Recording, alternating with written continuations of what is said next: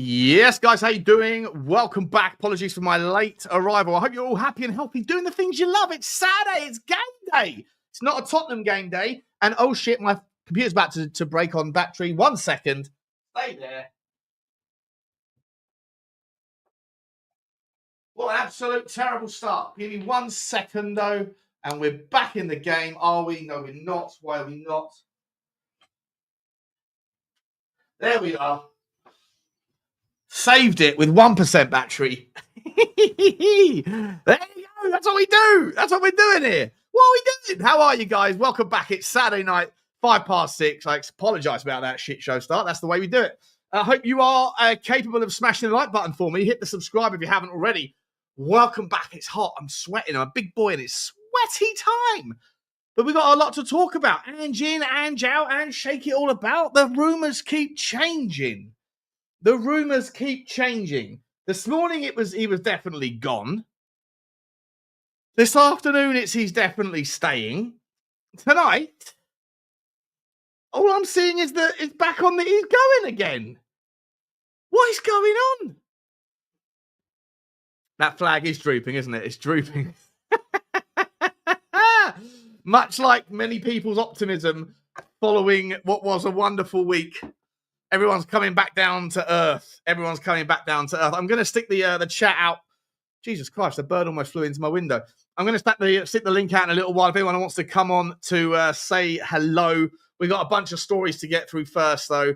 Don't know how long we're going for. I won't keep you too long because I know the game's on at 8 o'clock UK local time. Let me just quickly say hello to a few people and then we'll get into the stories of the day. We've got Sane, obviously. We have Eze again. We've got Gahey. We've got Bradley Barcola.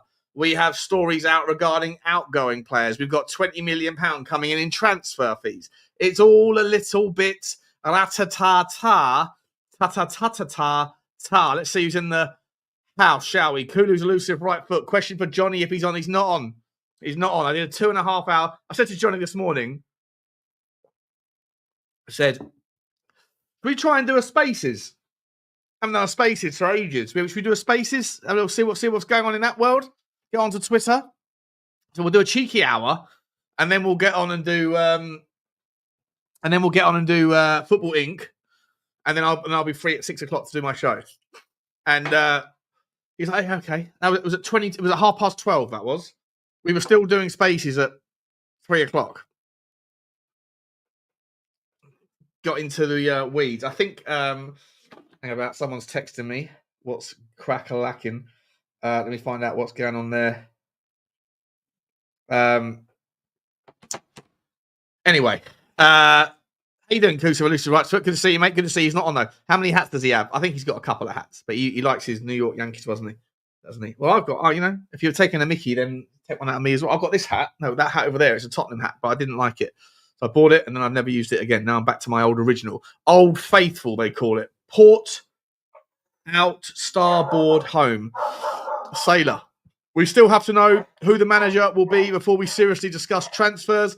If Ange does go, how many of the squad will leave because of it? If he does, that will determine who we need to sign.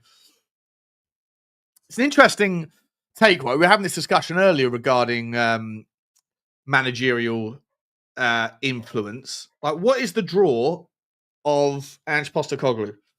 Well, it's proven to be pretty powerful when it came to convincing Matisse Tell to come. It's proven to be, powerful on a number of occasions. He's got on the phone. I think he convinced Lucas Berghvall as well. I think there was maybe the Dragusin. I'm not sure if he was involved in the Dragusin deal, but certainly he's got at least the power of persuasion. Whether the draw is there in the initial instance, I'm not sure. Certainly with the Europa League win, but under his belt, I think that you can make the argument that he has the draw. He has the ability. And the players that are there want to play for him. That much, I think, is undeniable. At least most of them. If you get rid of him and you bring in a Thomas Frank, who appears to be the bookie's favourite in a world where he does go, I don't think Thomas Frank has got the draw that Ange Postecoglou has. Do you? Let me know. We'll continue. Good afternoon, Adrian. How you doing, mate? Good to see you, buddy. Tony Rodriguez, big up Sean, big up Tone. Hit the like button if your team are European champions. Now, there's a good one. There's 300 people here.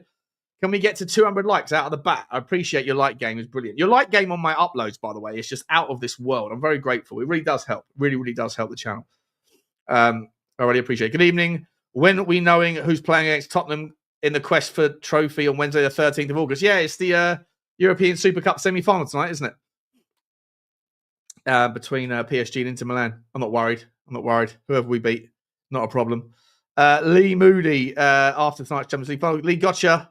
I did mean this is the evening when we know that. Yep. Evening, everyone. Evening, Stratters. Good to see you. Sorry, I did not realise it was a parade question.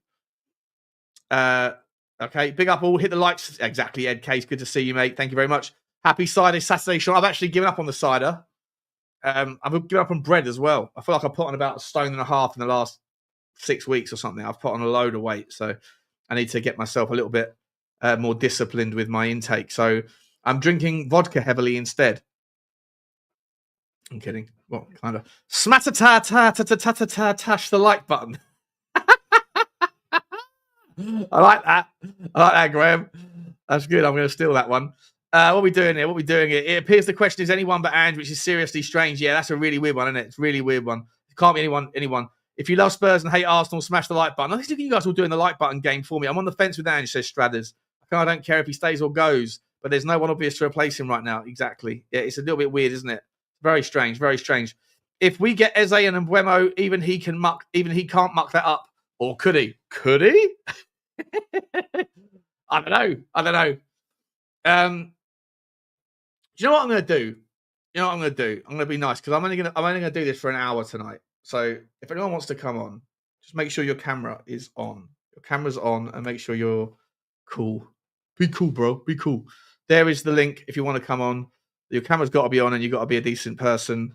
Yeah, we can have a chit chat. There's 400 people here. Smash the like. I want to talk a little bit about some give up bread if you would have to eat loaves for it to be a problem. I do eat quite a lot of bread, mate, to be honest. I have a lot of bread in my life. It's a shit show. Let me see what is going on quickly in my links to see what I want to talk about first. Oh, someone coming already. Someone's already, is he? He's been waiting. There's no sniffing, no fucking around from Adrian. As soon as that link comes in, like this, right up there, like a rat up a drain pipe. Like this. We got to stop meeting like this. How are you, Adrian? You okay? Yeah, I'm fine. I was listening to you and Johnny on earlier. I've not really been on them Twitter talks, so I'll have to give them more and more of my attention when you guys were on. It was a good debate on there. I enjoyed it. I enjoyed listening to it. Yeah, it was fun. I saw a different version of Lubo came on the show last night. And I felt like someone took the jam out of his donut. He was really tired or really just like, I don't know whether he smoked a spliff or something, if that's what he's into, but he was just so relaxed and chilled. Straight up, I was sort of trying to eke it out of him. Like, shall I mention Daniel Levy in a positive vein, see if I can get a reaction out of Lubo? Because the venom that man has for Daniel Levy knows no bounds. Lubo and Levy. Yeah. Lubo and Levy is a toxic mix. But on the spaces, yeah, it didn't take long. Didn't take long for Lubo to go for it again. Actually, on there, didn't get time because Johnny's internet went down. You've been running a long time, and it does get a bit tiring if you're going too long and all that. And what I wanted to ask, actually, your chat and all that, a question, if it's okay. Yeah, I mean, the question, because this is quite interesting. If Ange goes, under a new managed guys in the chats, what would your expectations be for the new season? Because let's face it, unless we crap a miracle, we're not winning a Champions League. We're not winning a Premier League. All that leaves is 2 domestic trophies and a league position. So what would you expect? What would be acceptable? Because we're quick to bury Ange, right, who's won a trophy. But what is actually acceptable to the Spurs fan base under a new manager? What, for next season? Yeah, for next season. Yeah, because I was thinking about this and I just thought, well, hang on. Apart from the fact the new manager comes in, if he's brave enough to come in Spurs, right? Because you're following a manager that's won a trophy, yet you can't win a better trophy than him. Because Premier League's 38 games, the hardest competition. Champions League is 15 games. Europa League's 15 games. FA Cup is only 6, but it's got a bit more of its glamour and luster back now that Palace have won it.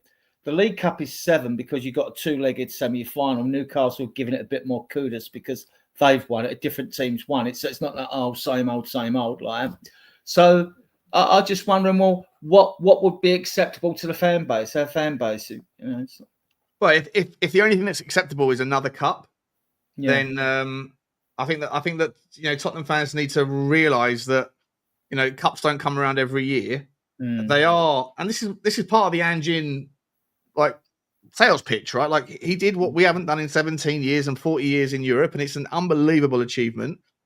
And so when he says things like season 3 is better than season 2, in my opinion, the only way it can be better is if you win a cup and you do dramatically better in the league. And the league is a given. You have to improve on the league. Anything other than top half of the table next year, and I think he has to go. But in terms of a cup win, like, there's very few teams that win cups anyway, let alone win them twice in a row. So, like, I think that the expectation shouldn't be, now we've won 1, we must win 2. I think you have to kind of like shake hands with the reality that for someone to win, everybody else has to lose. And sometimes it's just not your day, right? Like, you haven't got this is where I just don't see life through this lens of, if you don't succeed, you fail. I just think it, especially in elite sports, as long as you treat the mistakes or the bad days or whatever as an exercise in learning, then it's okay, right? Progress is a grey area between the two, and I think that's okay too. So next season for me doesn't have to be a trophy win. Well, I mean, obviously, I would take the domestic cup, obviously. And before we was all like mad on top 4, now it's top 5. We're really going to get the coefficient now. These English teams in the Conference League and the Europa League to get a 5th spot most seasons, unless a disaster happens. So, I mean, even if it's not top 5 for me, you see, because we've still got to progress further if we're really going to challenge for things like the Premier League and the Champions League. So to me, I would take a Europa League position next year, because I'm confident whenever we're in that competition, we've got a very good chance of winning it again. Right? So I would take a Europa, and I would take a domestic cup. So if it's 5 spots for that and 2 for the Europa League, unless it's 3, I'm not sure with the conference, I would take 7th and a domestic league the season after. I mean, this next season, as long as we're in Europe, right, but not that Conference League, anything but that, I think that, look, if the rules change, and I wouldn't be surprised if the powers that be do augment the rules regarding UEFA, because some powerful voices have sort of spoken about the fact that the standard of the competition isn't the same without the teams dropping down, and therefore the reward shouldn't be a place in the Champions League. I don't know if they will change it, but if they don't change it, assuming it stays the same for a couple of years, then I do think that Aston Villa will be favourites to win it next year. Yeah, and I think that if Tottenham were to... Or Palace. I don't think Palace will win it. I think it's their first venture in Europe for the other point. You made a good point about if English clubs keep winning it, that'll piss Europe off anyway. But the whole point of giving it a Champions League place is to encourage teams to take it seriously. That is the whole point. I mean, the drop down, I get that, but they've stopped the teams dropping down, which, it's not right, really. You're either good enough to be in the Champions League or you're not. You go out of the cup, you're out of the cup. You shouldn't have a second bite, in my opinion. But that's true. I agree with that as well. But then maybe the reward should be more money. Yeah. Maybe you should get more money for winning it, but you just stay in the competition, stay in the same competition. You know what I mean? Because I think most people look at the reward of winning the Europa League and saying, well, yeah, you've got the trophy, but you also get a position back in the Champions League, which gets you 70 million, 80 million minimum. Yeah, if you do okay in it. So maybe, given the fact that you only win £30 million, give or take, if you win the Europa League, whereas like the lowest performing team in the Champions League at the end of the group stage last year, at the end of the league stage, had already picked up 25 million or something like that.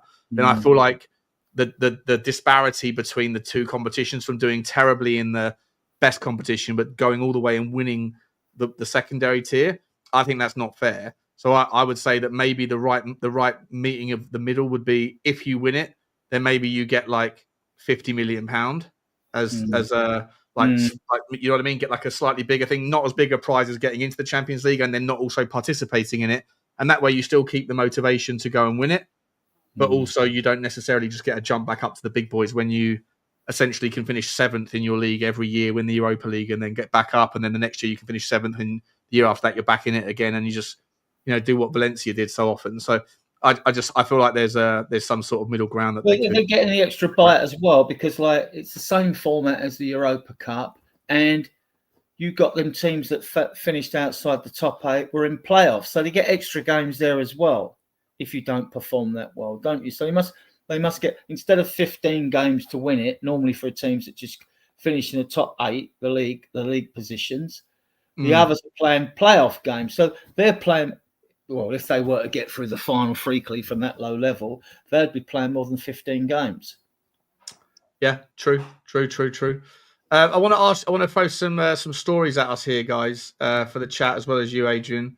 And if anyone else does want to join, like I say, the link is pinned, guys. You can all come on, but I'm only going to be going until about 7:15 topsies. Here's a story for you, mate. Jamie O'Hara, you seen this on the screen? No, not yet. Jamie O'Hara has said, where's the story gone? Here we go. Is desperate for Tottenham Hotspur to sign Manchester City star Jack Grealish. He has said, Cundy said, it's not just for this season, it's for next season and the season after that. So you're talking about another 2 or 3 seasons. If he's not part of that plan, they might as well cut ties now and say, thanks, move on. They're talking about Jack Grealish. They picked him up for 100, or they paid £100 million. You could probably pick him up for 40 million. O'Hara responded, I'd have him 40 million. I'd bite your hand off for that. Let us know in the chat if you agree. Let us know in the chat. Let us know, Adrian. How do you feel about that one, mate? Do you think Jack Grealish is a player that you'd bite your hand off? No, I'd add money to that, and I'm still on the Eze bandwagon. I'd sooner take Sani for his experience. I mean, and we want goal scorers. He's playing on the left for Man City. I mean, Dorku's taken his place, really. I mean, he's good. He's tricky on the ball. I think, don't get me wrong, he's skillful. He holds on the ball too well. But how many goals does he score? He scored 19 goals in 150 appearances.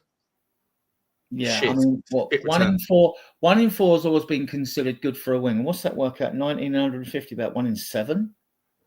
Is it? Yeah, 1 in 8. 1 in 8 Not almost. good enough. I don't care how good you're on the ball. We need a front three that scores goals. You've got to score 100 goals to win the Premier League now, roughly, to guarantee it. I mean, it was about 86 until Man City up the bar. And they've won the league, 7 times out of the last 11 or something. 100 goals or 100 points? 100 goals? No, but I think Arsenal scored 100 goals and came second. Or they scored, I think, in one of them league positions. That's a nice way to kind of just break it down, right? Like if you concede 38 goals and you score 100. Man City came along, it was about, since 1992 when the Premier League was inaugurated, it took about 86 goals to win it. But that has gone up now. That's gone up with Man City and Haaland scoring, so many. And all right, they haven't had the best of seasons, and we don't know what's going to happen to them or Chelsea yet, because they'll be the latest stories on the points and all that skullduggery. We'll see what happens there. That's all got to come out. But City, I mean, they've upped the bar. I don't know how many goals it took. How many goals did it take Liverpool to win this season? I'm not even sure. I mean, how many was that? Premier League table. Because it's important. They scored 86. Right, so there's been a drop off. Okay, so where Arsenal are we? Only scored 69, City 72. Yeah. Wow.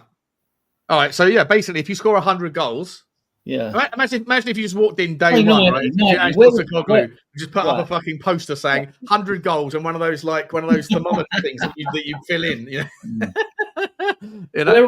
Where are we getting 86 gols from? You go for it. Actually, I got a little thing for you here. How about this? I think I saved it on my what do they call it? Profile? No, it's in the. I think we finished third highest scorers, so I haven't looked to see how many we scored. What's the thing with your bookmark? Where's my bookmarks? Bookmarks. Why can't I see my bookmarks on Twitter? I don't know where they've gone. But the fuck? Where's it? Where's bookmarks gone? Is it profile I need to go to? I don't know where they've gone. Basically, it said that Tottenham are one of only 5 teams. Tottenham are the only team, in all of Europe that had 5 players that got over 20 GA in all competitions this year. I can't find. I don't know where's bookmarks gone off of the side of my. Oh, there you go. Here we go. I've got it. Go on. Share this tab instead. Bring it up.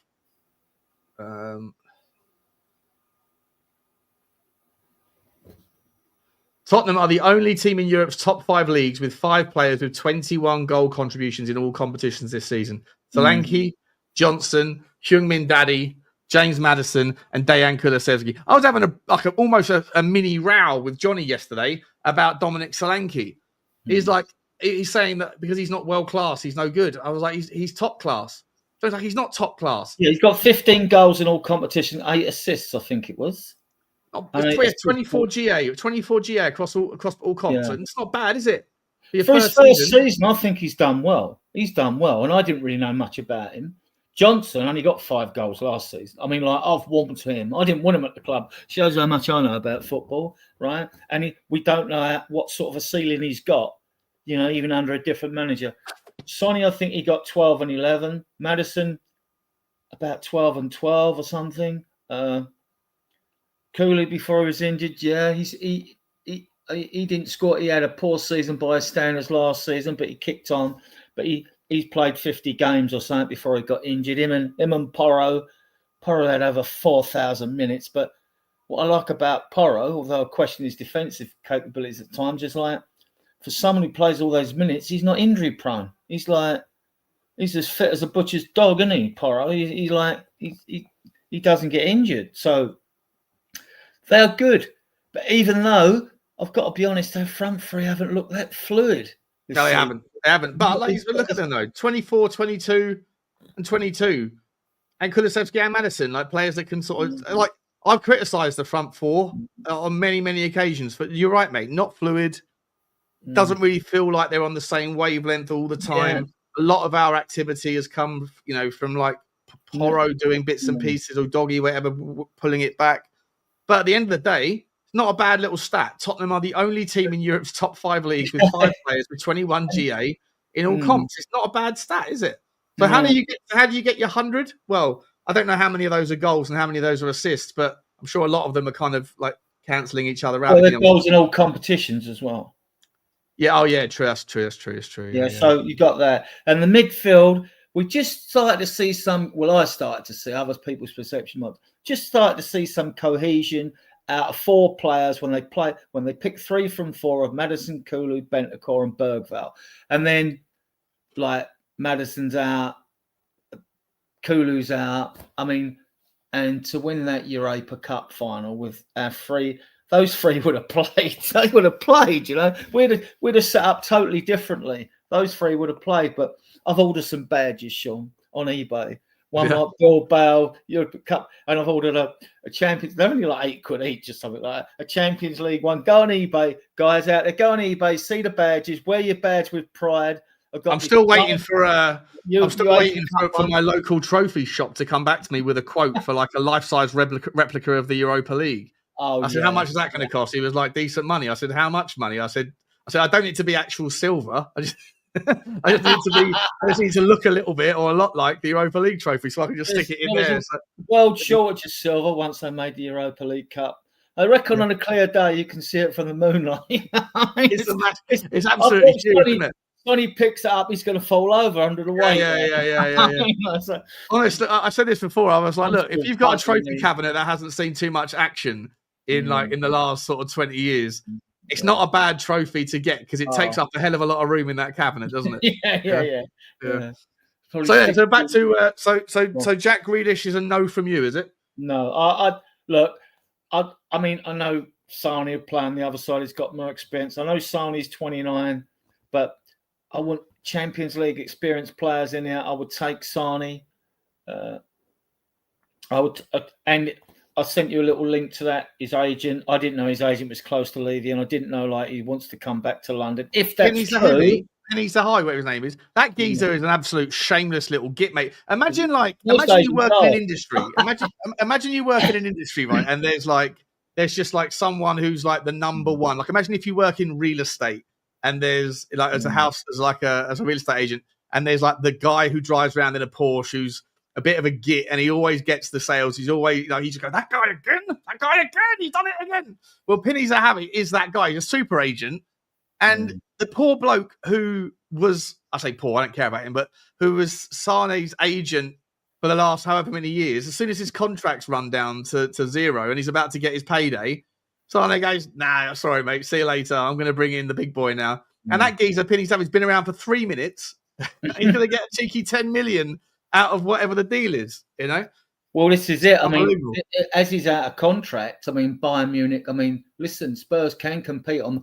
Look, when they talk about wages, are you the same opinion of me on the fact that, like, if you don't want to break your wage structure, you can give them a bigger signing on fee to counter that for the length of the contract. So you can stabilise your wages, right? So I don't see that being an issue when people say we don't pay the wages. There are ways around it, bonuses and stuff like that. Yeah, but we have to pay it. We have to break the wage structure at some point. Like you have to. You can't continue to live by this threshold of 200 grand. Like it's like unfortunately, inflation is what it is. If Tottenham are putting up the price of their beer by 5 pence in the pound, they're putting up their season ticket price. They're doing all that because of inflation. Well, guess what else affects inflation? Salaries. Yeah. Like, so unfortunately, if Daniel Levy stays true to this model of like we're never going to break 200 grand, then all you're going to get is worse and worse players for that standard. So at some point you have to break. At some point you have to set the new benchmark, and it's the right time to do it because we don't have any players that have that clause in their contract that says if a new player comes in with a bigger wage than me, then I immediately get X amount more. What's Levy's trying to do because of PA Sarr? He's trying to reduce the money we owe agents' fees and transfers because that gives you more spending power in the transfer market. The lower that is, I mean, it was through last season. It was 337 million. The last thing I see was 297. I don't know how much has been paid off that. And some 260 now. 260 now. It's amortized, isn't it? So something will have been paid off in the last financial report from end of April. Yeah, it's 260. It's 260. What it was? You're right. In the last report. I know. Ideally, you'd like to get that right down, but as it's gone down to 260, it was 3 for 7. This is the time to go big, like you've just alluded to, because we're in the Champions League. Get these players in. If it means 4 or 5, get them in. If it means 3 quality players and 2 on loan, fine, but get them in. Get them in now. And we have this habit of Spurs fans saying, oh, this window is the most important, but Champions League, this is important. We're going to get 90 mil minimum from this. We're going to pick up 40 mil for the Europa League and play in the Super Cup. Then you've got player sales, Bissouma, Richalison and all that.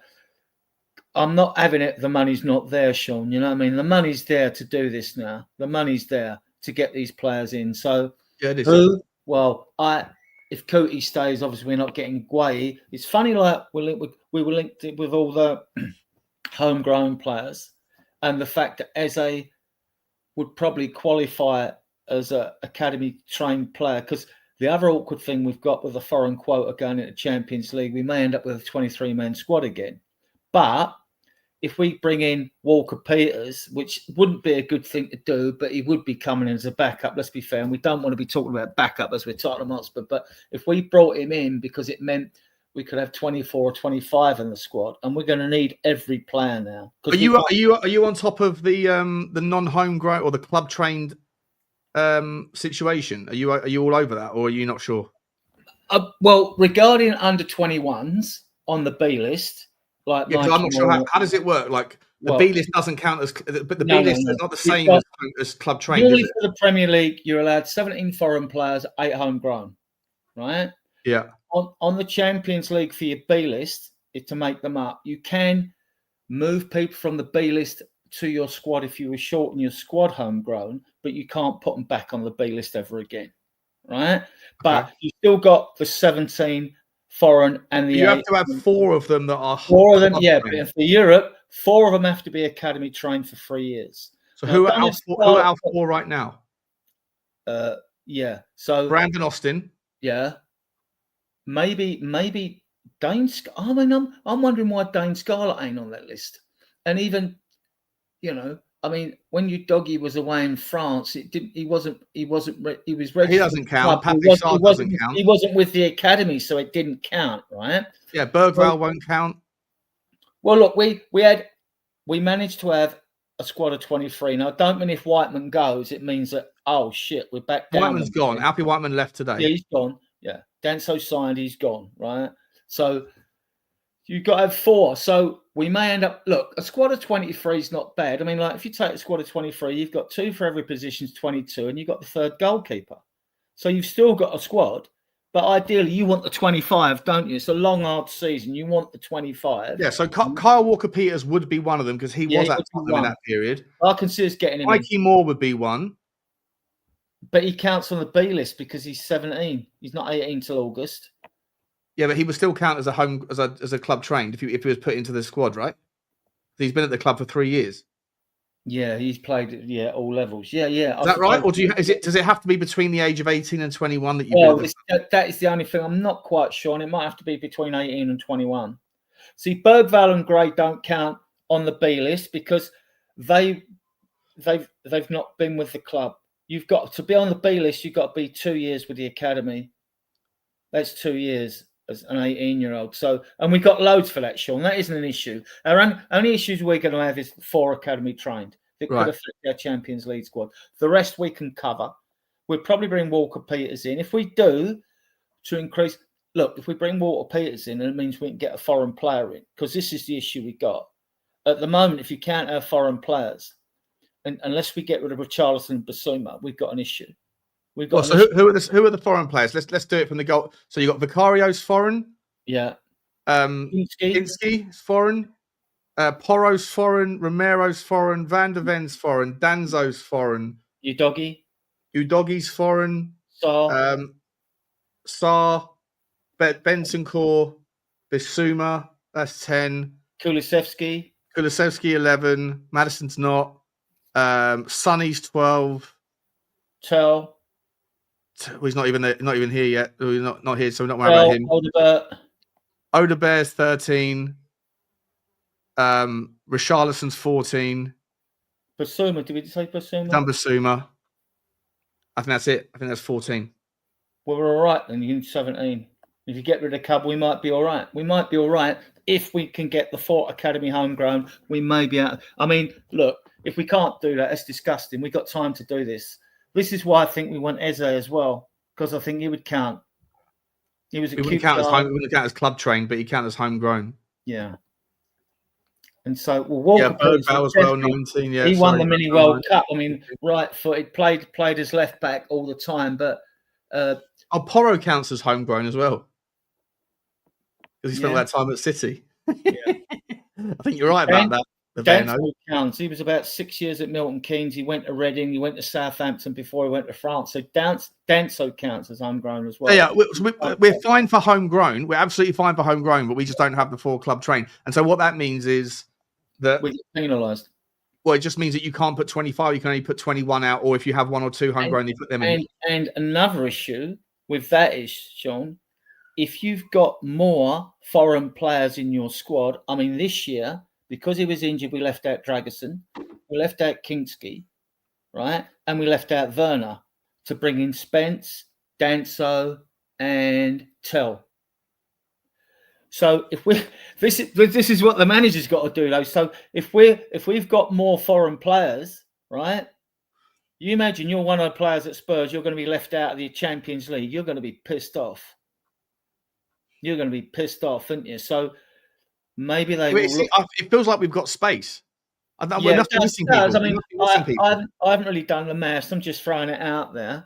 Anyone knows more than us? Just there must be someone in the chat. There's 800 people watching. By the way, smash a like, smash a subscribe. Yeah. Also, get over to Adrian_Stroker on Twitter if you like Adrian's stuff, and also he's on Spurs Diehards.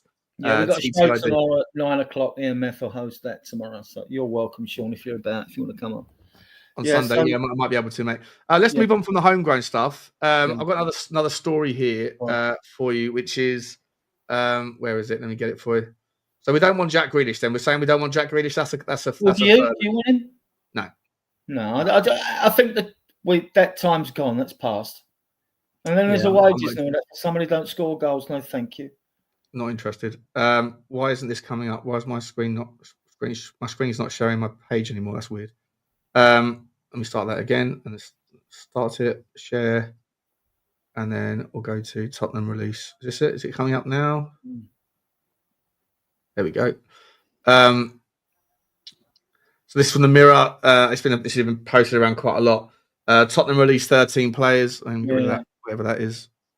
I see Max Robson and Williams. The forward was on there, which surprised me. But then last year they got rid of Santiago, and I liked him. And Niall John went, and they both went to two second division Spanish clubs. But so it just goes to show when you watch them. Mind you, it was easy to big up all them players last year. They won every competition. Yeah. We got here. So Timo Werner is obviously gone. Who else we got on this list? Foster's gone. Whiteman's gone. Reggie's gone. He's apparently going to Monaco. Lucky little git. And then after Whiteman's gone, Ben Davies also out of contract. He's going to Wrexham. Good luck to him. We don't know about Matisse Tell. Danzo's loan has been converted for £21 million. So basically, what we've done with the money that we would have got from there's another person. Here's James. Hello, mate. Hello, James. How you doing, mate? You all right? Yeah, I'm all right, mate. Yeah. Good to see you, mate. I see. We're just talking about that deal's going through. I'm not sure what's happened with Gil. I think because he was injured, he had a season-ending injury, didn't he? But I'm sure there's Spanish clubs that will take Gil anyway. Yeah, so I think we were owed 12. Was it 12 million or 14 million or something from Girona? And then they don't want it anymore because he's injured or something. I was like, well, it was an obligation, so shut up and pay. So I don't really understand. You know what I mean? Like I don't get how that's how that can be. Sort of twisted. What we're going to do with the Liz, he'll either go back to Rosario on loan or sell him or whatever. But I think you keep the Liz because you keep him and you send him on loan because that way at least you might increase his value and be able to sell him later. If you send him back, you're going to get nothing, don't you? So you might, and he's on contracts. You're only paying wages. You know what I mean? So keep him. I'm the same with players that are in that situation. People say sell him. No, we'll get peanuts. If he hits his straps, then you're going to get more money for him, you know. But it's interesting that he hasn't done anything, though, isn't it? In Spain, like you think that Spain is the most natural kind of a goal, yeah. And I don't know if the manager there fancied him or whatever. Like so, I mean, he scored that goal against Brighton when we were 4-0 down, didn't he? And he showed good attitude at Spurs. He was delighted with that goal. I remember when he scored it, he was so pumped. It was like, what are we celebrating for? He's 4-0 down, but it was his first goal for the club, so you can understand a little bit.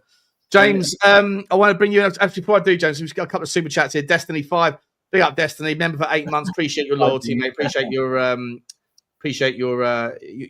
support of the channel. He says Bugsy in. Bugsy was a pain in the arse today, mate. Absolute pain in the arse. I had to stop the recording 5 times this morning because she was just annoying me. But thank you for the support, my man. And super Spurs, super Blaine, super Blaney boy. Blaine, mate. Oi, lads, reports are that we are targeting another striker alongside bids on Eze, a 6 and a centre-back. Add Sane to the mix. If the quality is there, could you say that's a stellar window? In my opinion, yes. Yeah, mate, look, I genuinely think that I've been saying it the last couple of days. Like, I think it could be a marquee summer. And where I think it could also, it could be weird in that, I said this ages ago as well. I think I did a video on it, a live stream and a separate video where I said that Tottenham could have like a free summer, a net zero summer, I think I called it, where you could essentially sign Jonathan David, Leroy Sané. You could go and get Kenny Tete or Ainu from Nottingham Forest, both of whom are out of contract. And you could go and get, not that I want him, but Angel Gomez. And then you basically got yourself your new midfielder. You've got yourself a striker. You've got yourself a winger. And you've got yourself a fullback, which is what we need. And if you keep Romero and you just move on like Bissouma, then you haven't technically spent a penny on transfer fees, and yet you've kind of ticked all your boxes. Now, I don't think that we should do that, but I think that you could do two of them, and then go and get yourself an Eze, go and get yourself, a Monster 6 or whatever else, and then have a relatively cheap summer. And like I say, when you're dealing with players and agents as your source of costs, even if you are cash strapped, even if you are illiquid in your cash reserves because of whatever, then you can have a conversation with those guys and say, look, look, what's good for the goose is good for the gander here. We'll make you right on your fees, but we need as much money as we can right now to put together a squad to allow your guy to have the best chance of success. So is there any chance that we can forego paying you the agent fee, forego paying you the player, the signing bonus now, but we'll add it on to like the bonuses next year or the year after when we're more cash, we're in a more suitable cash position. And you'd think that the players, if they know they're going to get it anyway, you'd think they'd be okay with it because, you know, if that means that they can also be a part of a squad that looks stronger because of the fact that there's money to go and spend on the next guy, then it should be, you know, a win-win situation. Whereas, if you try and pitch that to a club that's a competitor to you, they're not going to try and help you out in that regard, are they? So they'll say, no, fuck you, pay me, you know, like Sopranos. So, yeah, I don't know what you say about that, guys. Thank you, Blaine. Thank you very much for the super chat, mate. I'm going to ask the other boys here what their thoughts are, mate. What's your thoughts on the transfer window, James? I'll let you come in first, mate. Not getting much linked to many players. I hope that will change. I think there's some more reports coming out. I agree with Blaine's comment, actually. I think those targets need to be thing. I don't think we should sign Tell on a permanent deal. I'd rather get Sarné because I think that'd be an absolute steal. I just heard before you coming on about Grealish. I'd take Grealish for 40 million in a heartbeat. I think he'd be wicked for that team. Really? But he's got that one thing that I always love, experience. He's won Prems, he's one thing, and he's been a lot of experience to that team. And that's what Ange was talking over. We need experienced players. He'd be the perfect experienced player. I think we need a monster six. I wanted that Johnny Cardoso. I watched him against Betis. He was brilliant for Betis. So I don't think we're going to get him. I would love Eze. That'd be the dream signing. But I think we've got to wait for the manager situation. That's personally for me. See if we're going to get him sacked. We can't have to wait to get clarity on Ange, or are we going to get rid of him? So that's really playing on my mind at the moment. Before we do anything, I think we need to do the manager situation. That's just me. You want Ange out. You think? Like, is there any chance that you think that the reason why we're not hearing anything about Ange is because there's nothing to hear, that he's staying, and why does that need to be articulated? It's true, but it would be nice for a little clarity because there's every report swinging out on Twitter today. Everything. DiMarzio said earlier that he's staying. I've just found out a tweet just before coming on here, just literally minutes before coming on here, that there's a big possibility he's getting sacked. So there's two journalists going at it saying different reports. So I want saying if he's going or not, none of this. Let's wait for this. I think we need to get the clarity on the man, then focus on the getting free positions. I think in the transfer window, sign free players. That would be for me, but I don't know. I think everybody's making their moves now. What are your three then that you want? What are your three positions? Eze. Oh no, do you want players or do you want positions? Positions. Right winger. 6 and a left back. You don't want a striker then, no? No, I don't think we need one. I think if you pay Son in the I think that Son can play in that position if Slanky can't, but in a more like deep line role with Son, or just getting him in edge chances. I think he's not going to use on the wings. He looked really poor this season with not playing up. So if you put him up front and then you can get an extra space for the right wing position, because I just don't think Johnson's good enough to handle that. I know he got the goal and everything, but I don't like Brennan Johnson. I don't. I'm sorry. That's fine. A lot of people don't like him. A lot of people, think he's. I mean, I'm one of them. I've got a fucking video about him. Where's my video about Brennan Johnson? Under your hate video list, Sean. Where's my little horsey video about Brennan Johnson? I can't find it. Where's it gone? There he is. There's Brennan Johnson.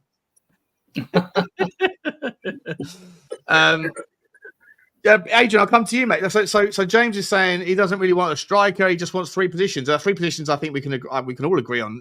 If you don't sell Romero, you might not need a centre back, because I think that Danzo's a baller, and we don't know. We don't know if Vuskovic is going to be classy or Ash Phillips is going to be good enough. I'd like to wait and see. I can't wait for the pre-season tour to see some of these kids in the Tottenham shirt and see what they're made of. But Top end of the pitch, though, I think we can all agree that we need at least a winger. But James is saying he doesn't fancy a striker. You obviously do, but you want your boy Dusan Vlahovic, don't you? But Adrian, he's going to Nottingham Forest, mate.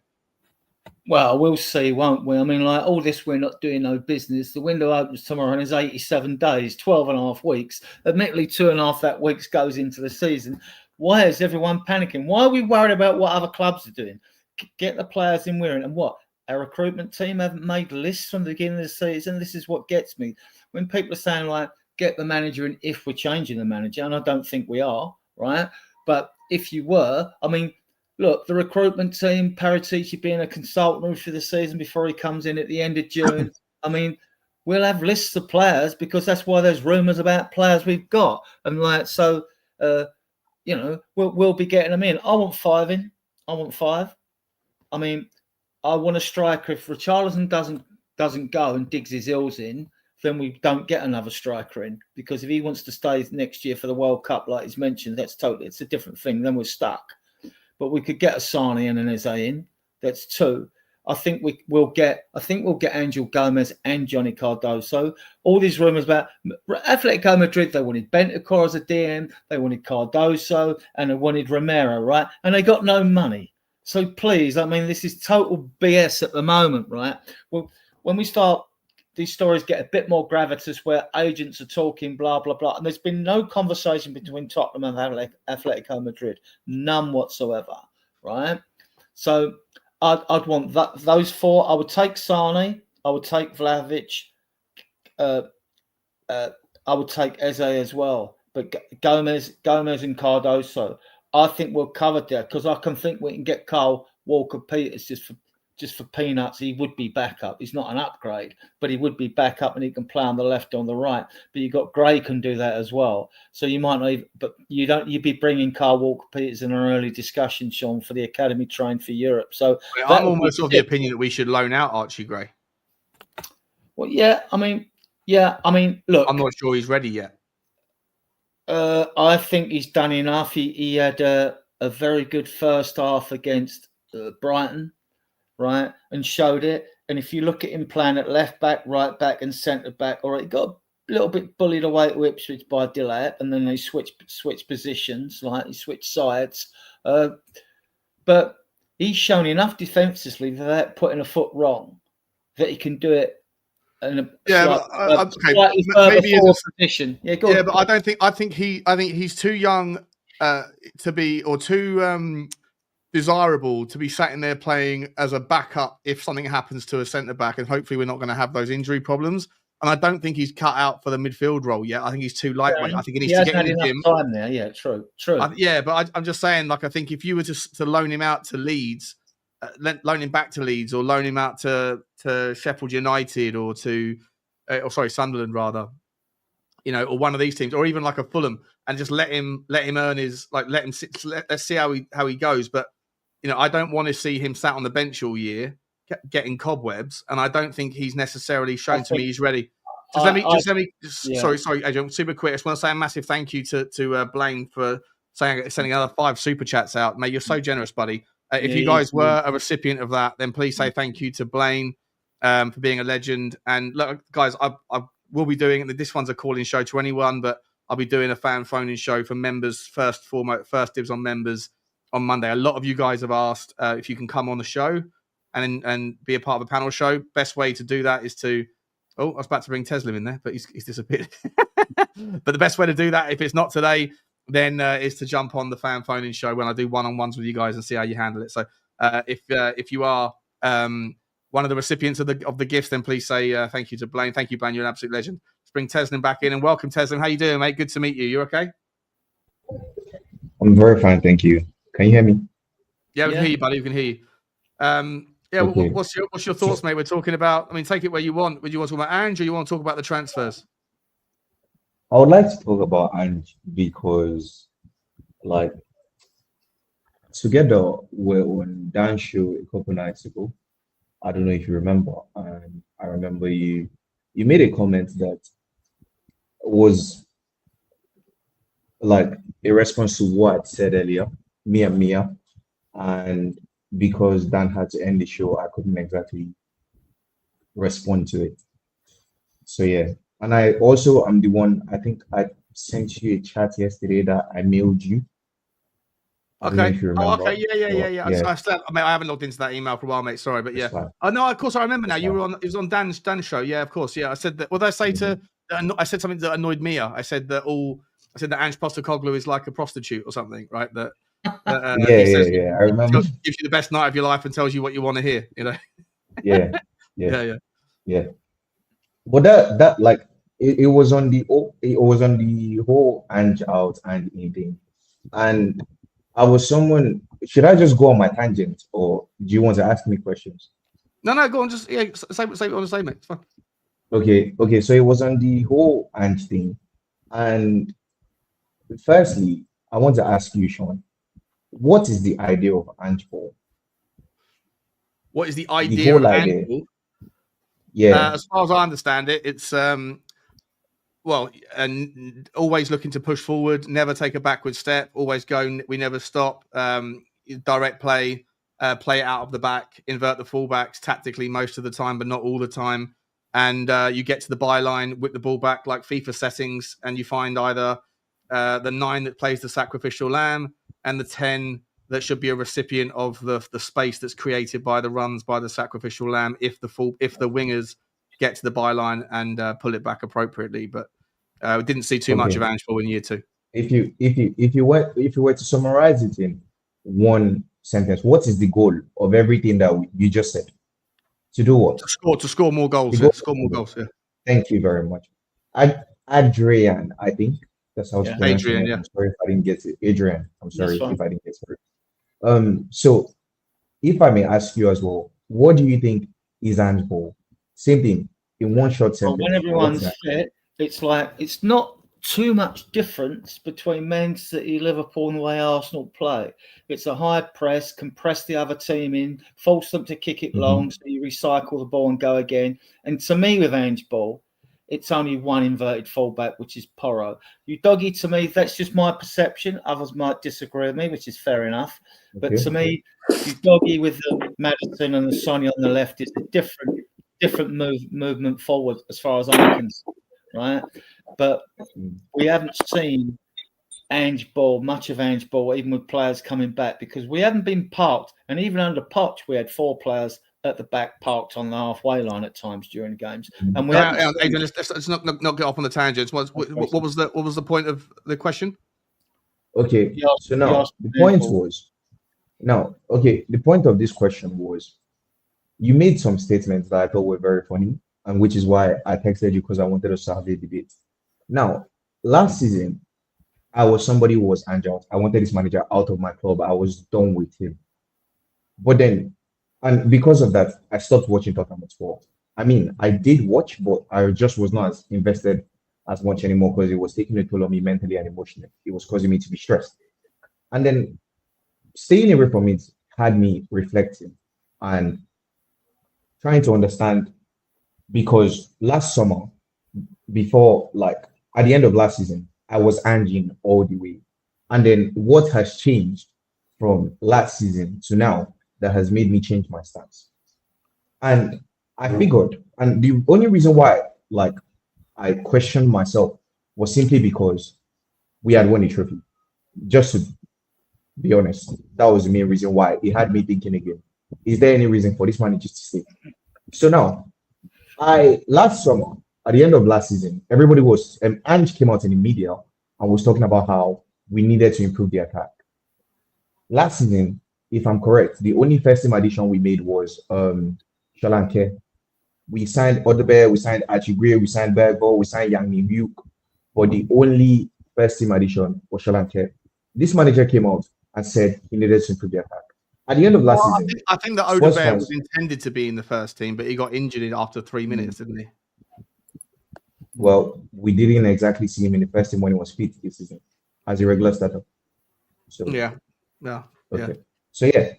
So the only starter was that. And I think at the end of last season, all Spurs fans had agreed, or majority of Spurs fans had agreed, that Brennan Johnson wasn't good enough. Son didn't fit the style of play and this and that. No problem. So this season now, we only made one first team addition to the team. That was Solanke. Son who was bailing us out of trouble last season, had now regressed this season. Added with the injury crisis, which was worse than last season. And obviously, there's some of it to blame Ange for. But then some people talk about rotation. Okay, are you telling me that he should be rotating likes of Werner, likes of Brennan Johnson that divides the fan base, likes of Maddison? What exactly is he meant to rotate? So this manager, whose philosophy, whose idea of football is to outscore the opponents, and giving him attackers like Werner and Maddison, what do you want him to do with that? How do you expect him to play handball? And people talk about the goals you conceded. That is the whole idea of handball. You score 5, we score 6. You score 9, we score 10. So in order for him to do that, and in order for him to have an original, a realistic chance of doing anything at Tottenham Hotspur, he needs a better attack. And I feel like because he has won the trophy, I should at least give him the first 10 games to prove me wrong. And the reason why I say the first 10 games is because there are lots of red flags. But this man has achieved something that no other manager at Tottenham Hotspur in 17 years had done. Win a trophy.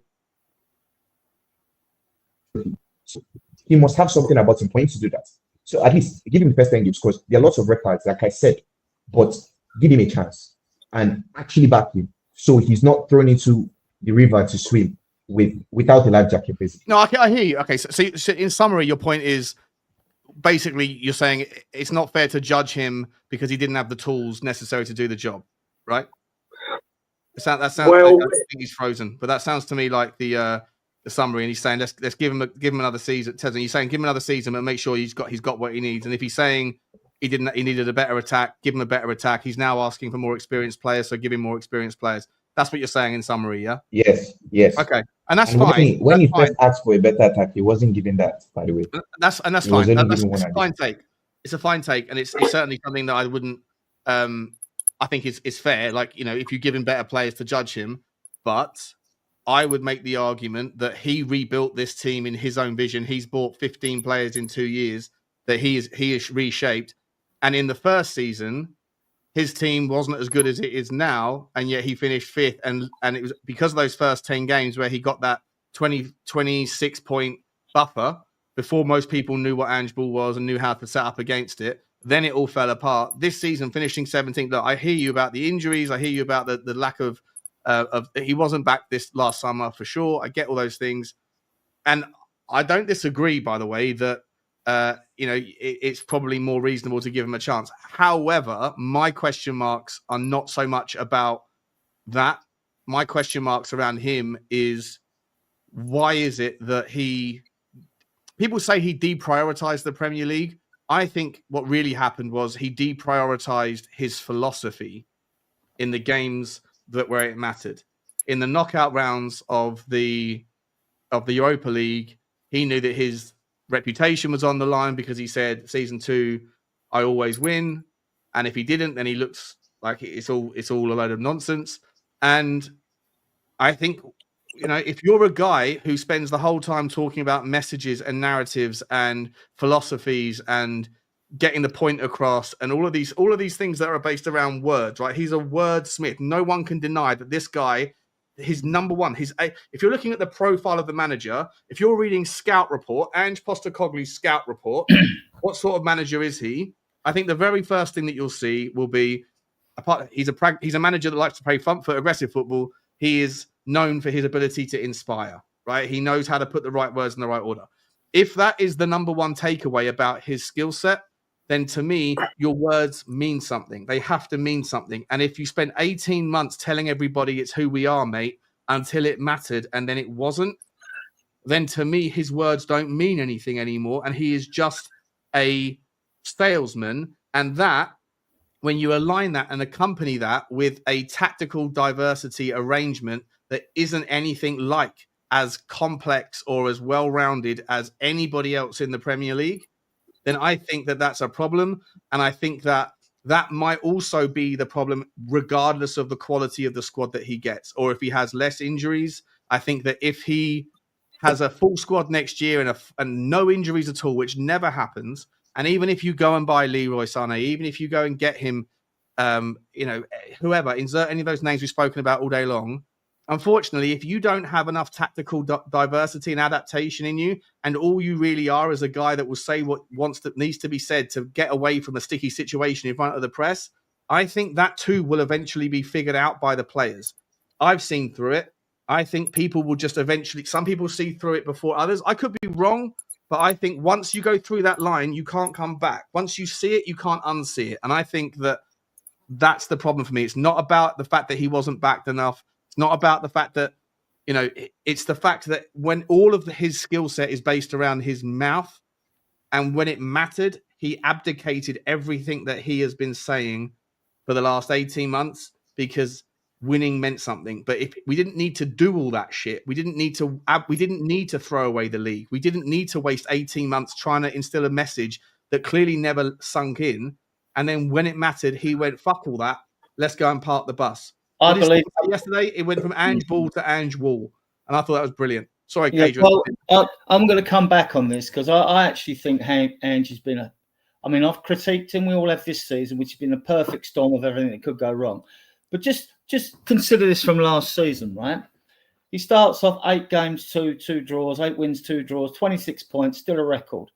VDV gets injured, he loses VDV. Maddison does his ankle, he loses him. Bentancur gets done by Matty Cash. Romero gets 1 suspension. Bissouma gets 3 suspensions. Players go away in international duty. And he comes back and he gets 5th. And this is why he's not tactically inept, right? We had 26 points, right? Everyone said he's rubbish. We lost 12 games last season. We only lost 12, right? And then we picked up another 40 points, Sean, after 26. We only lost 12 games last season? Yeah, only 12. We lost 12. But also those first 10 games, right? So you mean season 1? Season 1. Okay, yeah. So we lost 12 games. After him 26, with all that adversity that he had last season, losing 3 key players, the suspensions, players away, we still picked up 40 points and we finished 5th. Now, I don't think that was luck. I think he did well against adversity and showed that he's got something about him. This season, it's just all gone to pots, right? Even when players were coming back from injury. Is it not just because more and more people are seeing through it, mate? Either seeing through the tactic. In 10 games, no one had seen the tactic. I want to.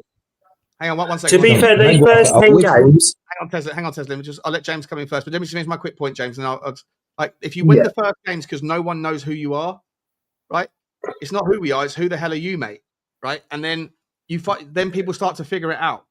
And I just think as time has gone on, not only has his tactics been figured out, but some of the fan base have also started to see through and figure out that it's just a load of bollocks, load of chat. How did we pick up the next 40 points then and finish 5th and get us this Europa League place, which is 26 points out of 30 gets you into a very healthy position, but you only need 40 points out of the next. Hold on. This is where we would disagree, right? Everyone does that. When they want to pick a point for an argument, they pick the point that suits them, saying, but the season's not 10 games. It's the whole season. This is it. So we did that. And people may have sussed us out a bit. And they sussed us out fine. And we had injuries. We had a lot of adversity last season. Not as much as this season. But he still picked up 40 points when everyone sussed him out. He still got us 5th. This is not 40 points from 28 games is nothing to write home about, mate. Well, it may not be, but he got us 5th in Europa League. Because of the first 10 games that no one knew who he was. 40 points from 28 games might not be nothing to write at home about, but we lost 3 key players. We lost Cash, we lost... Everyone loses players, mate. Everyone loses players. Yeah, but it's the question of key players, isn't it? Well, hang on. How did Newcastle get through it? They've had horrendous injuries. How did Bournemouth had 15 players missing at the same time and then went 13 wins out of 15 this season? But we don't know all the circumstances and variables at Newcastle. People always do that and compare it. You know, they were saying Brentford didn't have the injuries. Hang about, we played a lot more games than Brentford. We had all them European games. We went further in the cups than Brentford. They had more rest periods to rest their players between games to do well. So, I'm not having it that Ange is totally clueless, right? If they sack him, he goes. I don't get a say in whether Ange stays or goes. So if he stays, he stays. If he get the new man. Fair enough. I'm not saying he's clueless either. If you sack him, if they're going to sack him after the final. Levy's not back till he comes after his holiday on the 9th, right? Monday the 9th, and neither probably on most of the players. But then do it on the 9th. If you're going to do it on the 9th and move on quickly. Yeah, 100%. I agree. There we go. So James wanted to say something, and then I think Teslin wanted to come back, and then welcome Dan. How you doing, mate? Hope you're feeling better, buddy. Yeah, I'm on recovery list, mate. That's why I haven't got the picture on it. That's all right, mate. No worries. Sorry, James. Go on, buddy. To be fair, most of the stuff that he says is crap anyway, because it's when he used to sit in press conferences going, "It's who we are, mate." We didn't do who we are, mate, against Bodo Glimt. But also talking about that season, you play weaker opposition teams like Brentford, who are not going to handle. They're just going to crumble like we did. And also going on to that point, we also conceded a buttload of goals, which you can't not do. He never adapted once. He always played in third wing backs. There's none of this. Well, we're going to change it up a little bit. It was, and they going back to those 10 games. None of them knew who we are. Like what Sean just said, they didn't know what he was going back on. So, and also he got knocked out the EFL Cup early and got the FA Cup. Now he's had all these games. He's not doing as quite as well, is he? Just that was the point I was going to make. You know. Yeah, fair enough. No problem. Can I say something? Okay, you said I can speak, eh? Yeah, go on. Yeah. Okay. So let me start with Dan. It's nice to see you again. So let me start with some of the things I wrote here. So you spoke about the signings. I spoke about how he brought players to the team. Now let's be fair and let's be real. Don't talk about signings. Don't do that. And why? Because we've seen under managers like Jose, Doherty, this players he didn't want. Girodon instead of Skriniar, Longley instead of Badiol or Bastoni, Jed Spence. We've seen so many players that the manager did not want to come into this club. So don't talk about the signings.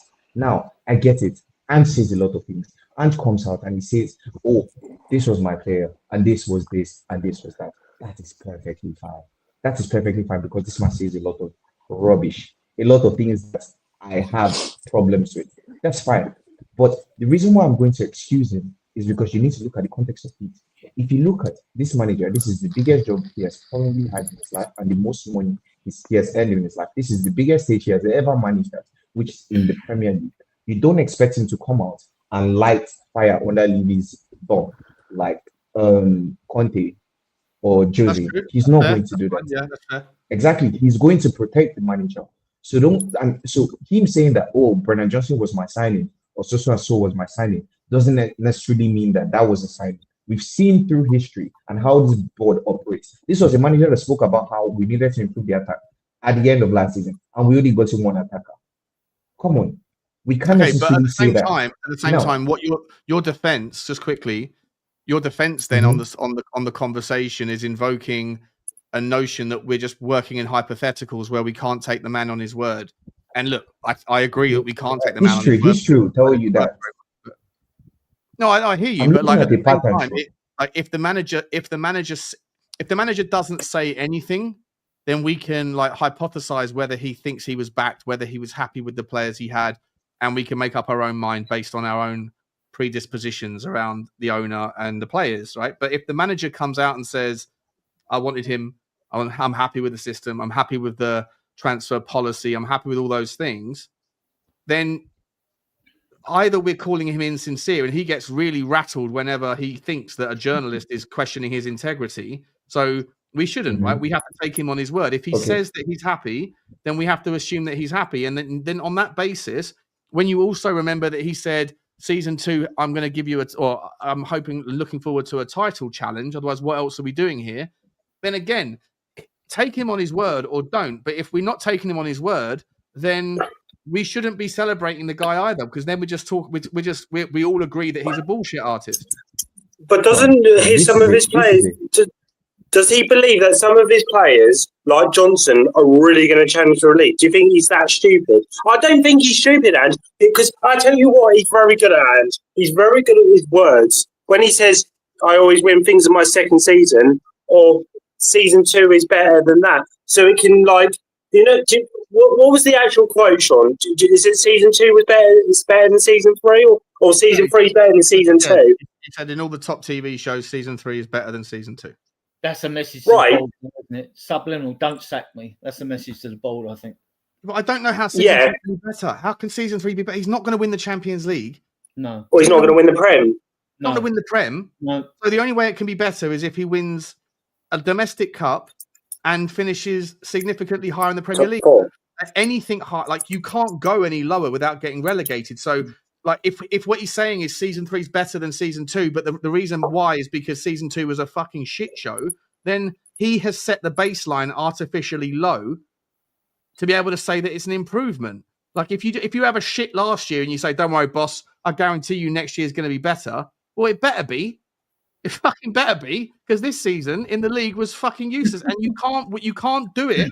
You don't get another crack at the Europa League. You're sat at the big boys' table now, boy. Sure, a new manager's not going to do any better either, because the Europa League is the best. It's the second. It's the third best competition out there for us, and it's higher than the FA Cup and the League Cup. So what's the new manager going to do?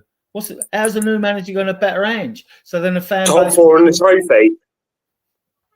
Yeah, that would do. I don't think you can expect the trophy next year. Like, you can't go for the cups. Go for the cups. That's all we should do next season is get top 4 and 2 cups. League Cup, FA Cup. That would be a brilliant season for me.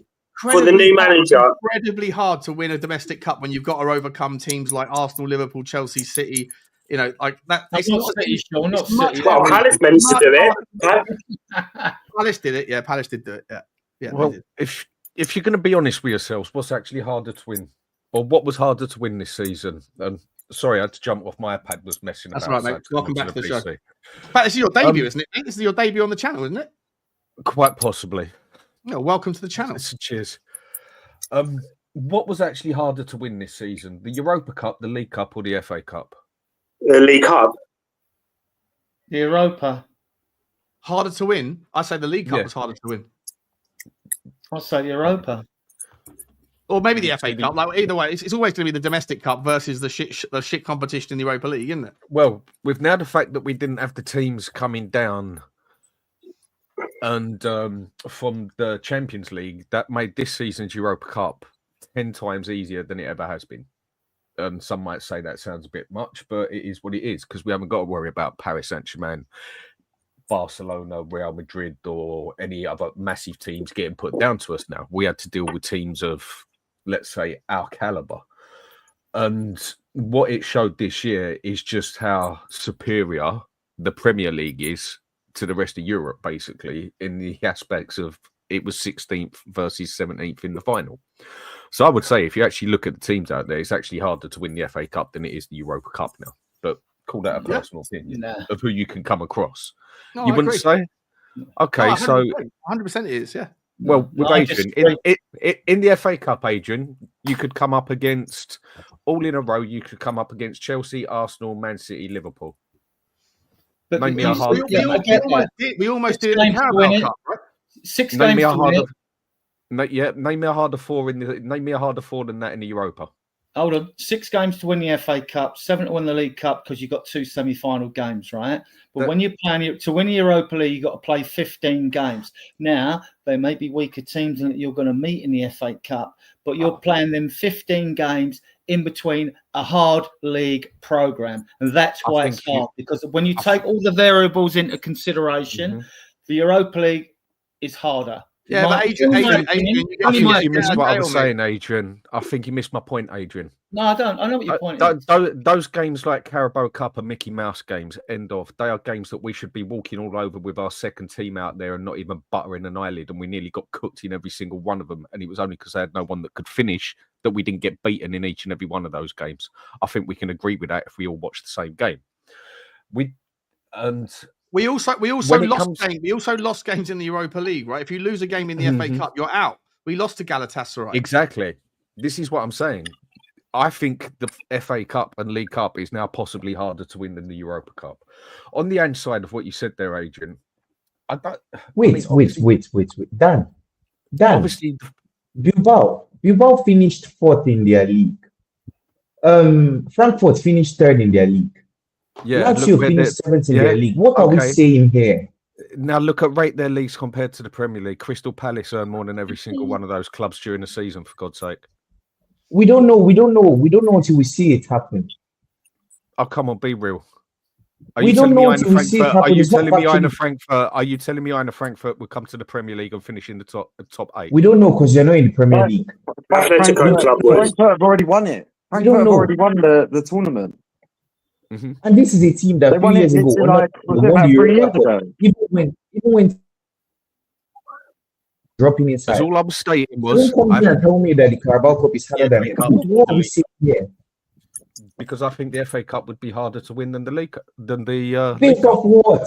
Hang on, Tesla. The Carabao Cup this year, we had to play Coventry. Then we played Manchester United, Manchester City, and Liverpool. And if we'd beaten Liverpool, we'd have to have played Newcastle or Arsenal. Everybody talks about how awful I'm not we've I'm been not this being season. funny. City were bad as well. United were bad as well. Coventry, what's that? Are we joking? I'm not being funny as well. I'm not being funny as well. To the Europa League. If we were playing against Lazio in that semi-final, people's opinions would be completely different. But it's the fact that Bodo Glimt beat Lazio and we had to play them in the semi-finals. They completely ignore the fact. They completely ignore the fact. So,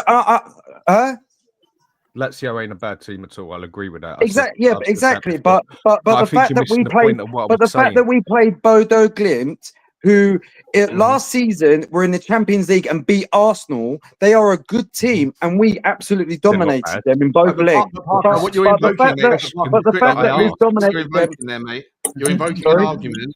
You're invoking an argument saying the reason why we think that Europa League doesn't have the gravitas that it could is because of the draw that we got. But to Dan's point is in order to win the FA Cup or the Carabao Cup, the draw that you could also make the argument you could get from the third round until the final, the top 6 teams in the Premier League. So if we're playing the game of what's harder to win and we're downplaying the Europa League because we happen to get an easier draw than what we could have done, you could make the exact same argument, and it's a stronger argument as to why the FA Cup is potentially more difficult to win than the Cup. Who did Liverpool go out to? They went out to Plymouth. Yeah. Mm-hmm.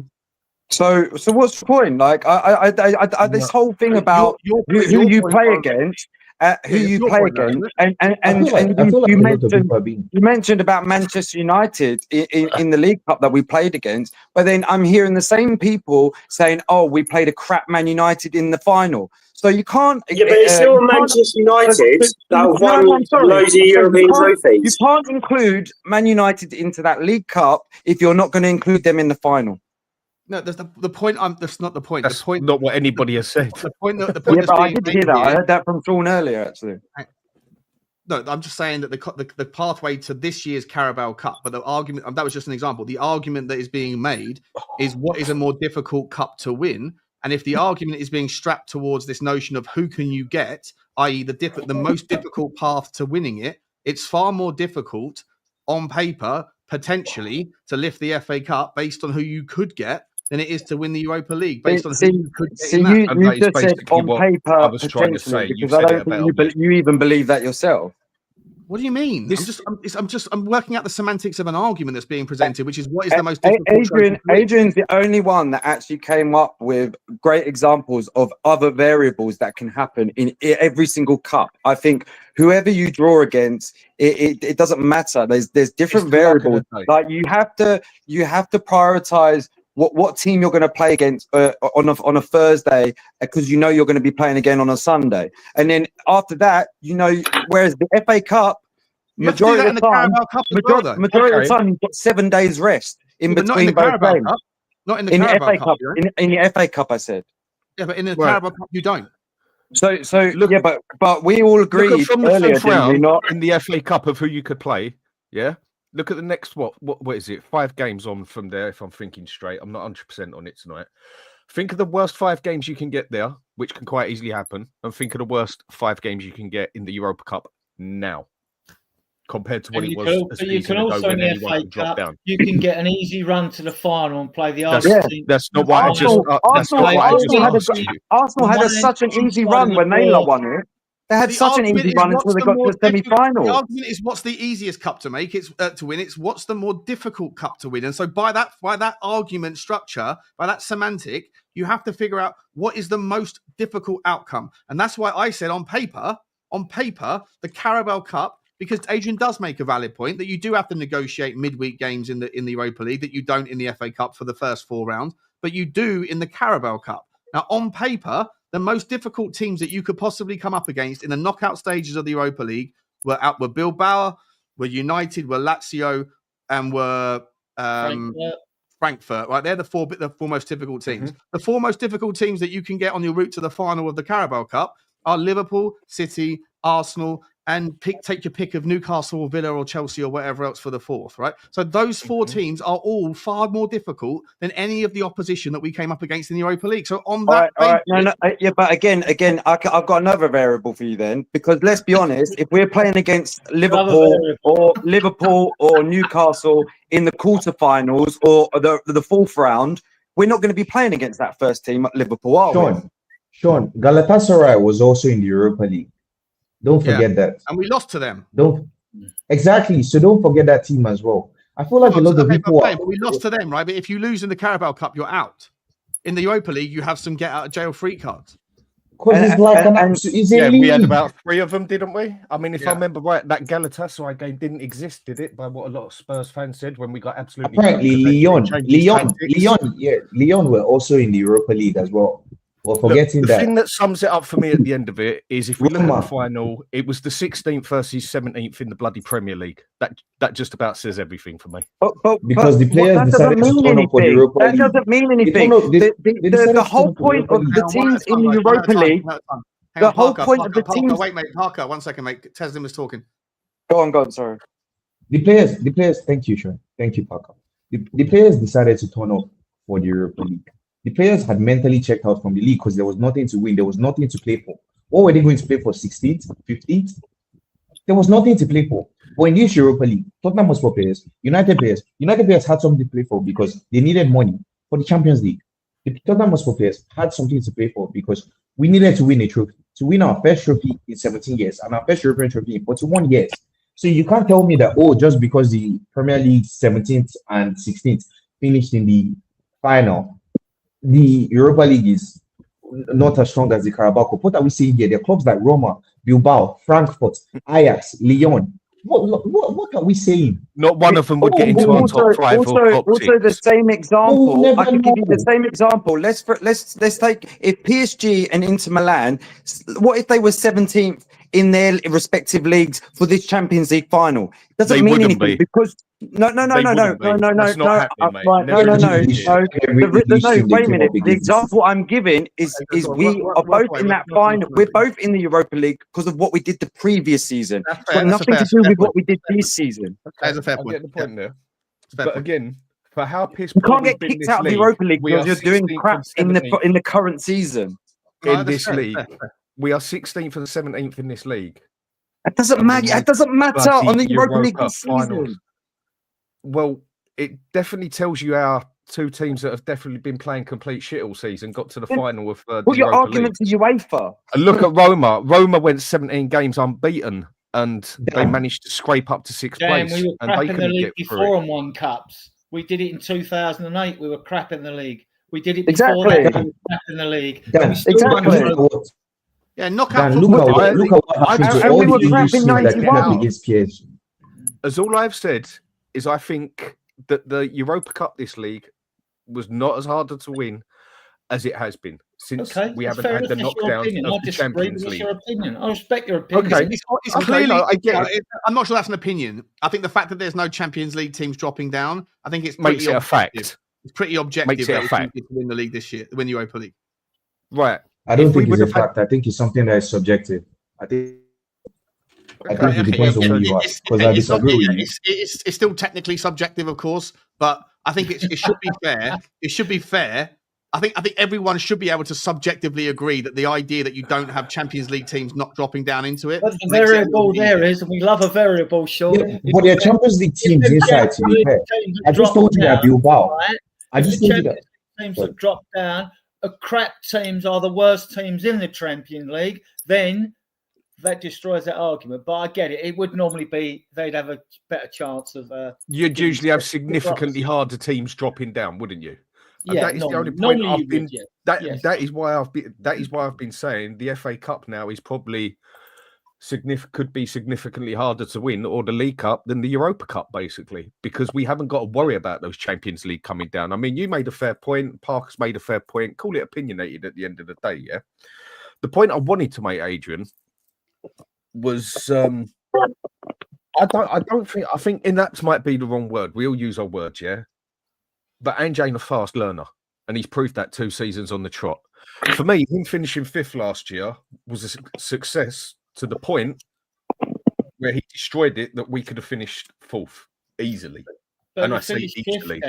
He finished 5th. He got let me finish, Adrian. Adrian, let me finish. You don't know the point I'm getting to, yeah? Now, a lot of us said for a long time, me being one of them, after 7 games, I called him out his tactics, and then started saying after about 10 to 15 games that he's got to sort out his zonal marking. It's conceding us goal after goal after goal. We're getting draws because of it. We're getting losses because of it. We ain't getting 3 points because of it. And it was obvious. And he was making the same mistakes when he was in Scotland. And they turned around and said, but he changed in his 2nd season. Okay, so you're telling me this man needs a season to learn that his zonal marking ain't working in the Premier League. And then when he even got confronted about it, he basically told the press to F off in their face and like go do one, basically, because he didn't like the fact that he got covered about it. And then when we got 3 games left, he then all of a sudden changes his zonal marking to more of a man marking one. And then, yeah, you have your zonal man on the post or whatever, but then changes it. Sorry, mate, too little, too late. Did that take you a whole season to work that out? Are you that slow that everybody had been telling you? Or are you I think just he's that proud, stubborn? Dan. I think he's that is what I'm asking. Is he that slow or is he that stubborn? No, I think he's proud. I think whatever. To me, then it's not clueless. If he would have adapted, then we would have got 4th place. Right. Because there's a lot of games we wouldn't have lost, Adrian. Right. Last season, we lost 12 games, right? We got 26 points for them games. We got another 40 points. And that was without Maddison, Bentancur, VDV, Bissouma suspended, three suspensions, and Bissouma and Romero, right? That's half our team. And we just didn't have, we still haven't got a proper squad, but that's half our team. Yet we pick up another 40 points, right? And finish 5th. So I get that. This season's been even worse. It was good to finish 5th. But he could have finished 4th. That's what annoyed me. Well, yeah, but that's semantics. Dan, we didn't have a striker. Points. We didn't have a striker. Right? And we didn't have a striker. So he's not a mug, right? He's not a mug. Now, I admit he's not greatest in the press. I didn't say he was. And he bristles when he loses. I don't want my manager smiling when he loses. And we all know there isn't a manager out there that you can't go back on previous press conferences, Mourinho, Conte, where you can't pick them to pieces over what they've said. Not that they deliberately lie, but you've got to have a good memory to remember everything you've said in every press conference you've ever given, right? You've got to have a good memory to do that. So, no, and to annoy the Ange outers, I mean, if he goes as far as I'm concerned. I don't get a say in amount, but I think he's staying. I think because it's an easy. I don't think if he would have adapted last season, then do you think if he would have seen it halfway through the season when the fans were saying it and when the press also confronted him about it, about adapting his marking methods in dead zone pieces, basically, do you think we could have got another few points out of that if he would have actually been either? This is the question. I'm not saying he's one or the other. Does it either take him that slow to work things out, or is he too proud to basically admit that maybe he's got something? I think with a midfield pivot, we'd have got a lot more points. With a midfield pivot, right. We showed it away at Brentford when we won 2-0, at West Ham when we stunk the place out. Well, whose fault is that, though? Whose fault is that, Adrian? That's what I'm asking. It's his fault, right? He picks the squad, he picks the team, he picks the formation. And I'd like to see it. I like 4-2-3-1 or 4-2, you know. That's not even the question I was asking. Yeah, I'm asking about the dead ball situation when he even got collared by the press saying you are one of the weakest teams in the Premier League on a dead ball situation because of the way you mark. Are you going to change that? And he went right into one in the press conference, if you remember, and turned his back and told the press person basically go forth and multiply it in polite words. I think we have 3 games to go. He then all of a sudden changes to zonal marking. Changes to man marking, sorry. Now, if he done that around about the 15th game like when people was warning him and it was obvious where he was getting cooked all the time in the air. Could that have not got us more points and got us into 4th place? That was the only issue I had with last season, that if he would have adapted earlier, I think he would have easily got 4th place and deserved every bit of credit for it. The fact that he didn't adapt when he was even getting told by the press, like, mate, people are stating that this is your worst point and you're losing games because of it and losing 3 points because of it, and he didn't do nothing until three games left. That shows to me he's either stubborn or slow, one or the other.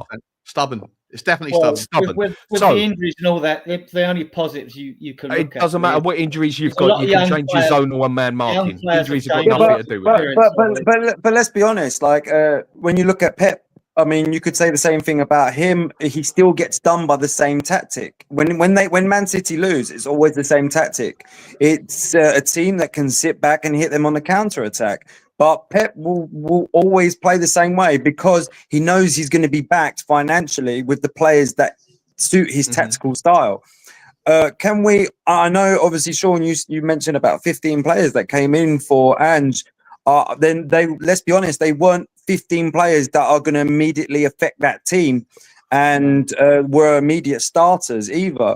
So the club is doing the right thing, in my opinion, because they're thinking about the future, and hopefully they're going to stick with a philosophy and not just suit each manager that comes in and buys transfers to suit that manager, because football has changed now, and that is a style, or that's the old way. You buy managers to suit, you buy players to suit a manager. That's a thing of the past, because look what happened. When we sacked Poch, we brought in Jose.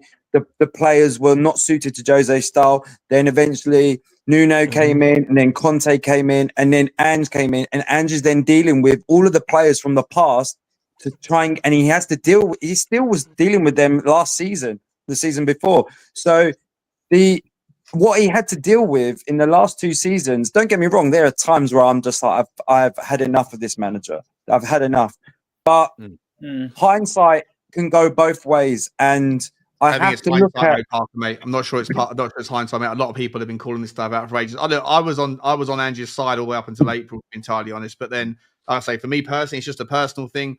Once I saw through the bullshit, then now I'm just like, oh, wait a minute. Now I got to go back and revisit everything in my head of what he used to say that I used to get sucked into. And now I think everyone has to be honest. I've got to round it off because it's 20 to 8. I've got to get down the pub for the football game. So I'd love to continue. Like, we're never going to fix this in one show. We're never going to fix it ever. It doesn't really matter what any of us think anyway. Good show. Yeah, I appreciate you all coming on. Adrian, you've got Spurs Diehards TTID. You got a show tomorrow night. What time is that? Yeah, 9 o'clock. Ian will be hosting. We'll be talking about the Euro Championships. We'll be talking about teams we could face. We'll be talking about Spurs news, there's things like that. So we've got plenty to talk about. And you're welcome, mate. Get over there to help him out. Dan, I hope you feel better, mate. Thanks for coming on, buddy. What's coming up when you next on what's going on your channel? What's coming up? Oh, very erratic on what I do. I just go online within half an hour of when I'm going online. Basically, I'm going to go watch Inter and my second team now play PSG, and hopefully Inter win that, which is relentless on. No, anytime, mate. You're always welcome. Inter win as well, because we'll get slaughtered by PSG in the Super Cup. Well, I can't wait for Udogie. It's going to be great. Parker, Teslim, mate, thank you very much for coming on, boys. Do either of you guys have any socials you need to plug before I round off? Nah, I can't be bothered with that crap. I have a YouTube channel. It's called North London Narratives. So if you like what I said, please go there. It's called what, sorry, mate? What's it called? North London Narratives. Good to meet you guys anyway. North London Narratives. Okay, yeah. If you like Teslim, if you don't enjoy Teslim, go and find North London Narratives. And look, we'll pick this up tomorrow, guys, for another show. Please like the video. Please go over to the three boys with channels. Parker, thanks for coming on. Thank you to the super chats. Eugene as well. So I didn't see Eugene, mate. Sorry. Everyone wanted Amrim, but he's more stubborn. Yeah, that's another one to talk about again. And we've done these ones already. Thank you very much, Blaine, and thank you, Destiny, for your loyalty. Guys, we'll leave it there. Come on the Champions League final. We'll see you tomorrow for some more with Bugsy and more from me and a live stream. Take it easy, guys. Ciao, ciao. Come on, you Spurs.